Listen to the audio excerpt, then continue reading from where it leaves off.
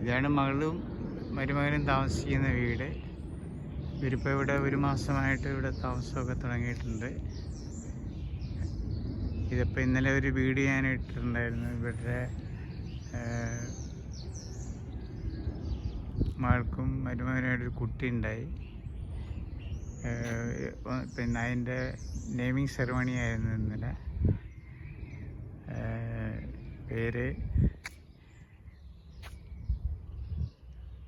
രാധാ വേലേറി രാഘുൽ. ഇതൊക്കെയാണ് ഇവിടുത്തെ പുതിയ വീടിൻ്റെയൊക്കെ സീനറികളൊക്കെ. അത്യാവശ്യം മിഡിൽ ക്ലാസ് ഫാമിലീസൊക്കെ താമസിക്കുന്ന സ്ഥലങ്ങളാണിതൊക്കെ. ഈ ഭാഗങ്ങളൊക്കെ ഏതാണ്ട് എല്ലാ വീടുകൾക്കും ഏതാണ്ട് ഒരു 10 സെൻറ്റ് 12 സെൻറ്റൊക്കെ വിസ്തീർണം ഉണ്ടാവും. ഫോർ എക്സാമ്പിൾ ഇപ്പോൾ മകൾ താമസിക്കുന്ന വീടാണ് ഈ BMW കിടക്കുന്നത്. അപ്പോൾ വീടിൻ്റെ മുമ്പത്തെ 3-4 കാറിൻ്റെ പാർക്കിംഗ് ഉണ്ട്. ഇത് സിംഗിൾ വീടാണ്. ഒരു ഇതാണ് ഇതിപ്പോൾ ഇത് ഇത്ര ഏരിയ തന്നെ ബാക്കിലും ഉണ്ട്. അവിടെ ഒരു അത്യാവശ്യം വേണമെങ്കിൽ പച്ചക്കറി അങ്ങനെയുള്ള കാര്യങ്ങളൊക്കെ നടത്താം. ഇന്നലത്തെ ഈവൻ്റൊക്കെ അവിടെ വെച്ചാണ് നടത്തിയത്. ഇവർക്ക് തന്നെ ഒരു 10-12 സെൻറ്റ് സ്ഥലമുണ്ടെന്നാണ് എനിക്ക് തോന്നുന്നത്. ഏതാണ്ട് എല്ലാം ഒരേ ടൈപ്പ് വീടുകളാണ് ഇങ്ങനത്തെ ഉണ്ട്.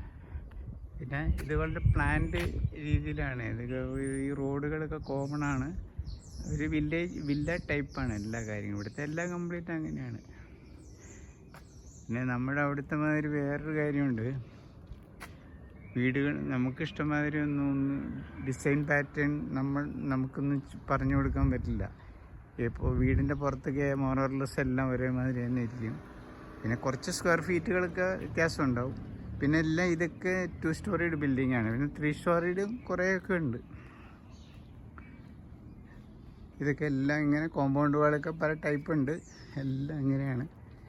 പിന്നെ കാറുകൾക്കൊക്കെ മിക്കവാറും ഈ അമേരിക്കൻ ടൈപ്പ് ഗ്യാരേജ് ഉണ്ട്. പക്ഷേ ഇവിടങ്ങളിൽ ഇപ്പോൾ പൊതുവെ പുറത്താണ് എല്ലാവരും ഇടുന്നത്. ഗ്യാരേജിൽ വെറുതെ ഇങ്ങനെ ഡംപ് സാധനങ്ങളൊക്കെ ഇട്ടിരിക്കുകയാണ്. അങ്ങനെയാണ് ഇവിടുത്തെ കാര്യങ്ങളൊക്കെ. ഇതിപ്പോൾ ഒരു വില്ല ടൈപ്പാണ്. ഇപ്പോൾ എല്ലാ ഇങ്ങോട്ട് ഈ സ്ഥലത്തിൻ്റെ പേരാണ് ബൗഡൻ ക്ലോസ് എന്ന് പറയും. ഇതിനകത്തേക്ക് ഈ ഭാഗത്തുള്ള വണ്ടികൾ മാത്രമേ ഇങ്ങോട്ടേക്ക് വരുള്ളൂ. അതെ, അങ്ങനെ കാണുന്ന ഞാൻ ഇന്നലെ പറഞ്ഞ മോറിസൺ എന്ന് പറയുന്ന അതിനപ്പുറം ഇവിടുന്ന് കുറച്ച് ദൂരെ കാണുന്ന ചുവന്ന കാർ കാണുന്നതിൻ്റെ ആ ഭാഗത്താണ് പബ്ലിക് റോഡ് പോകുന്നത്. അതിലാണ് ബസ് ആ കാറ് തിരിഞ്ഞ് വരുന്നതൊക്കെ. അതിലേക്കാണ് വാക്ക് വേ ഒക്കെ. ഇതൊക്കെ ഇവിടെ എല്ലാം റെസിഡൻഷ്യൽ ഏരിയ ആണ്. കംപ്ലീറ്റ് റെസിഡൻഷ്യൽ ഏരിയ ആണ്. നല്ല മനോഹരമായി വളരെ നീറ്റാണ്. ഇത് ഓരോ ക്രോസ് റോഡുകളുടെ പേരാണ്. ഇതിനകത്ത് തന്നെയുള്ള റോഡുകളാണ് ഇതൊക്കെ.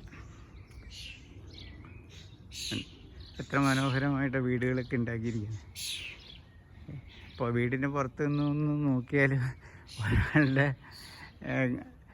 സാമ്പത്തിക ശേഷി ഒന്നും അറിയാൻ പറ്റില്ല. അത് വീടിനകത്ത് കയറുമ്പോൾ ചില വ്യത്യാസങ്ങളൊക്കെ കാണാം. പുറത്തൊക്കെ എല്ലാം ഒരേ യൂണിഫോമായിട്ട് പണിയാൻ പറ്റുള്ളൂ.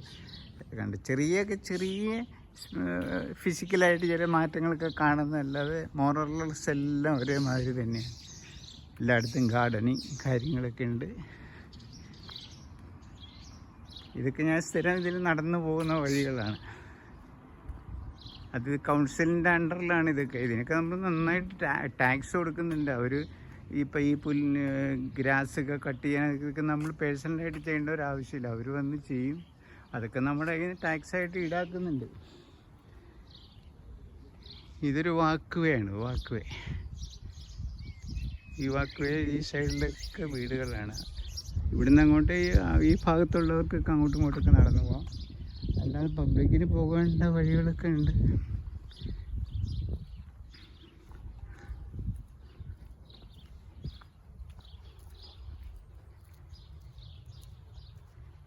ഈ റോഡിൻ്റെ അപ്പുറത്തെ സൈഡൊക്കെ ഇങ്ങനെ കോട്ടേജുകളൊക്കെ ഇപ്പോൾ ക്വാർട്ടേഴ്സ് അല്ല, വില്ലകളൊക്കെ പണിതുകൊണ്ടിരിക്കുന്നു. ഇങ്ങനെ ഇതൊക്കെ ഒരു 5 വർഷം 6 വർഷം 7 വർഷമൊക്കെ പഴക്കമുള്ള വീടുകളാണ്. ഈ സ്ഥലത്തിൻ്റെ മൊത്തത്തിലുള്ള പേരാണ് ഗ്രേറ്റ് പാർക്ക്. ന്യൂകാസിൽ കൗൺസിലിൻ്റെ അണ്ടറിലുള്ള ഗ്രേറ്റ് പാർക്ക്. എന്ന് പറയും ഈ ലൊക്കാലിറ്റിക്ക്.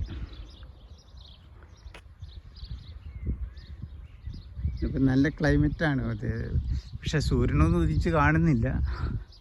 ഇപ്പം സമയം ഇവിടെ ഒരു 12 മണിയായി. ഇപ്പം ഞാനൊന്ന് നടക്കാമെന്ന് വിചാരിച്ചു. നല്ല സുഖം വീടിൻ്റെ. പിന്നെ അവിടെ പാർക്കുണ്ട്, ചിൽഡ്രൻസ് പാർക്ക്. ഇവിടെ ഈ ലൊക്കാലിറ്റിയിലുള്ളവർക്ക് വേണമെങ്കിൽ അവിടെയൊക്കെ വന്ന് എൻജോയ് ചെയ്യാം. അങ്ങനെയുള്ള കാര്യങ്ങളൊക്കെയാണ്.